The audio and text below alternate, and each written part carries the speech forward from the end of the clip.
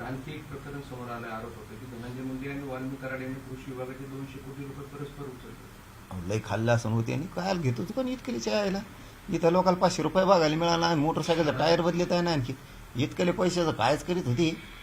कसं गोड लागत होतं त्या टायमाला खायला. आता फेडायची वेळ आली तर आता पळतोय. डोळे आले आणि कुठं काय आलं, नरडं दुखायला लागलं, कुठं काय दुखायला लागलं. काय उपयोग आहे गो आता, नियतीला मान्य नाही, आता पाप फेडात लागणार आहे. आणि त्याने बी सांगावं ना त्या कारमाड्याने त्याने खाचकून सांगून द्यावा ना इकडे येऊन की मी त्यासाठीच पैसे मागत होतो, पुन्हा त्यासाठीच केलेत, मी एकटा पाप घेऊन मारायला मोकळा नाही, हे त्याला देत होतो. त्याच्या कुटुंबाने सांगावं, 1 नंबरच्या आरोपीने सुद्धा. कशाला त्याला इतक्या पापात मरून द्यावं कुटुंबाने एकट्याला. तो जर बोलत नसला 1 नंबरचा आरोपी तर त्याच्या कुटुंबाने सांगावं, कशाला मरू द्यायचं आपला इतका पापात भागीदार राहू द्या ना. का त्याला आयुष करायला बाहेर ठेवता हाटला धिंडायला.